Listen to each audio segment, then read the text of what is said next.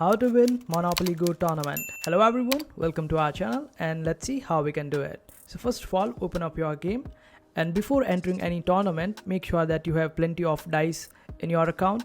So this way you would be able to roll more and the chances of getting on railroad will increase. So the more dices that you will have, the better your chances at, and also you get more points when you are entering a tournament late.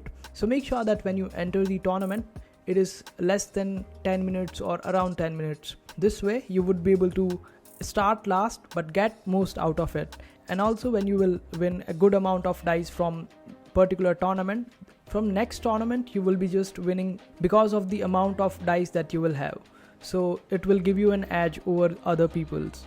So just log into your account, collect all your daily treats and prizes and then shut down the game. After that, just log into your account and play only when 10 minutes is left for a tournament to get over.